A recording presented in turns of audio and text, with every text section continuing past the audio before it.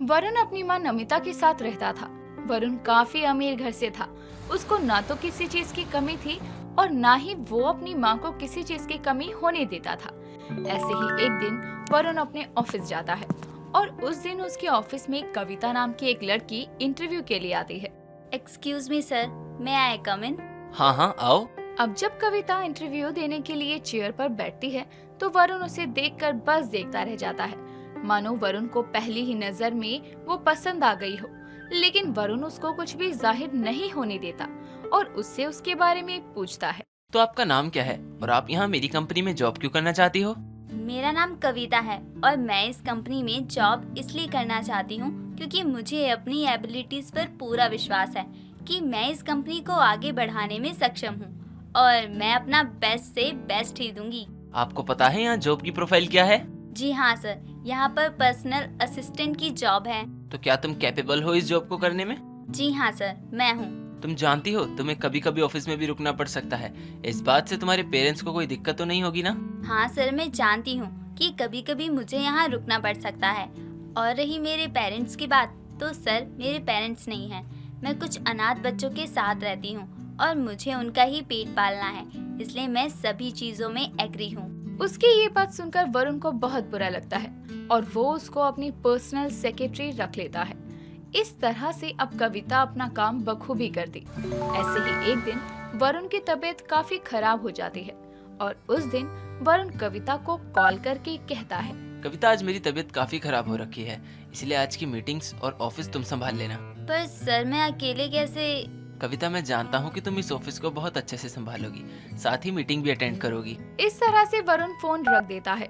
तो वहीं दूसरी तरफ अब कविता भी वरुण की दी गई जिम्मेदारी को काफी अच्छे से संभालती है और शाम को जब वो ऑफिस में राउंड लगा रही थी तभी उसको कुछ एम्प्लॉइज आपस में बैठकर ग्रुप में बातें करते हुए नजर आती हैं।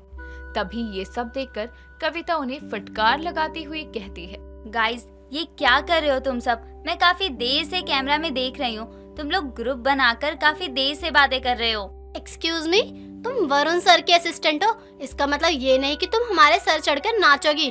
उनके एक असिस्टेंट हो, हमारी ओनर रही, इसलिए अपनी हद में रहो। मैं अपनी हद में ही हूँ। उनके ना होने पर ये ऑफिस मेरे अंडर है और इस ऑफिस में डिसिप्लिन बनाए रखना मेरा कर्तव्य है। और उन्होंने साफ साफ कहा है कि जब तक वो ठीक नहीं होंगे तब तक तुम सब मेरी ही सुनोगे। ऑफिस से एम्प्लॉयज उसको कोई जवाब नहीं देते और अब कविता भी वहाँ से चली जाती है।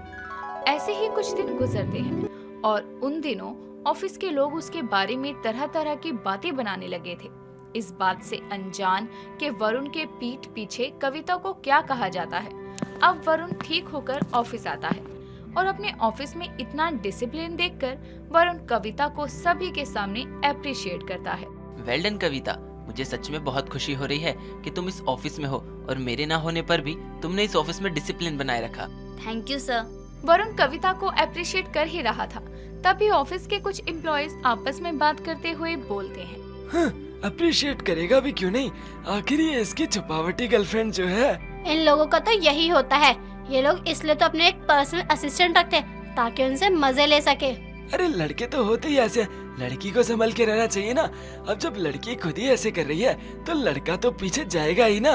वो सभी आपस में बातें कर रहे थे तो वहीं वरुण उनकी ये बात सुन लेता है और उनको इनडायरेक्टली जवाब देते हुए कहता है, गाइस मैं आप सभी को एक गुड न्यूज देना चाहता हूँ। तो सर वो गुड न्यूज क्या, कविता मैडम को लेकर कोई बात है क्या? दैट्स ग्रेट, सही समझा तुमने।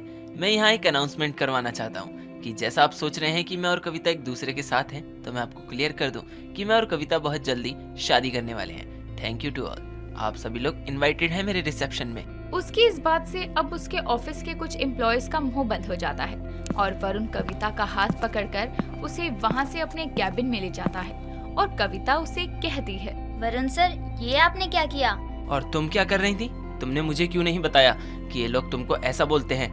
अरे यार, फीमेल की रिस्पेक्ट करना मोस्ट इम्पोर्टेंट है और यहाँ मैंने सुना ये लोग तुम्हारे बारे में काफी कुछ बोल रहे थे और इसीलिए मैंने ये बोल दिया है। पर सर मैं अनाथ हूँ और आपके पेरेंट्स मेरे लिए कभी नहीं मानेंगे। मान जाएंगे, और वैसे भी मेरी फैमिली में मेरी माँ के अलावा कोई नहीं रहता है। और रही प्यार की बात, तो प्यार भी हो जाएगा। वैसे मैं तुम्हें पहले से ही पसंद करता था।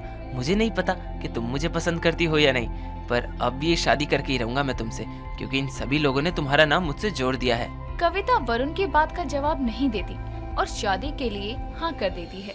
शाम को अब जब वरुण कविता को अपनी माँ से मिलवाने लेकर जाता है, तब उसकी माँ नमिता कविता को देखकर कहती है, हाय कितनी सुंदर है ये। वरुण, यही वो लड़की है क्या जिसके बारे में तू बात करता था? जी हाँ माँ, यही वो लड़की है। कविता बेटा, तू तो सच में बहुत सुंदर है। आप मुझे कैसे जानती हैं? अरे जानूंगी नहीं क्या, मेरे बेटे के दिमाग में बस तुम ही छाई रहती हो। तुम्हारे बारे में भला मुझे कैसे पता नहीं चलेगा? आंटी जी मुझे लेकर कितनी खुश हैं।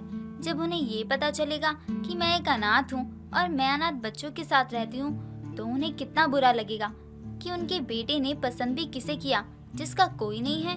कविता बेटा, क्या हुआ, क्या सोच रही हो?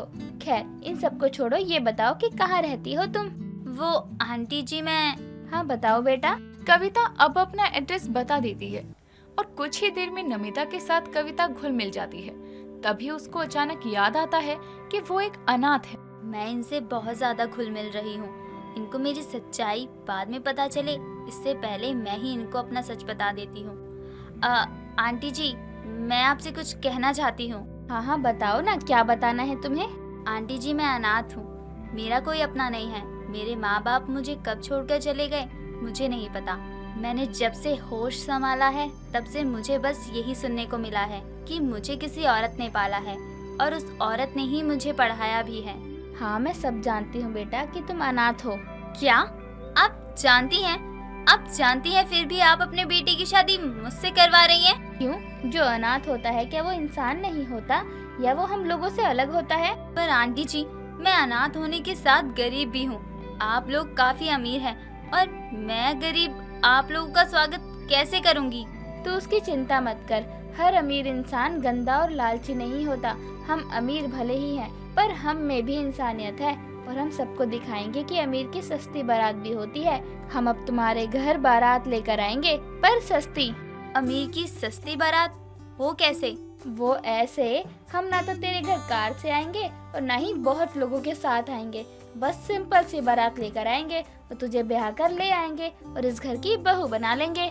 पर आप लोग इतने अमीर होकर भी सस्ती बारात लाएंगे, लोग क्या कहेंगे? कविता, मैंने आज तुम्हारे सामने ही सबको कहा था ना कि जिसको आना है वो मेरे रिसेप्शन में आ जाए। मैंने सभी को बुलाया है और तुम उसकी चिंता मत करो कि कौन क्या सोचेगा। अरे लोगों का तो काम ही है सोचने का। हाँ बेटा, और रही तेरे बच्चों की बात, तो हम उनको इस लीचड़ से एरिया में नहीं रहने देंगे। उनको एक अच्छे से हॉस्टल में भेज देंगे, तब तो तुझे उनकी चिंता नहीं होगी ना। कविता बहुत खुश होती है और वो अपने मन ही मन सोचती है, मैं कितनी खुश नसीब हूँ जो मुझे ऐसा परिवार मिल गया। ये सुनकर कविता शादी के लिए मान जाती है और अगले कुछ दिनों बाद वरुण एक अमीर होकर अपनी सस्ती बारात लेकर कविता के घर जाता है और उसको अपने घर की बहू बनाकर अपने घर लाता है।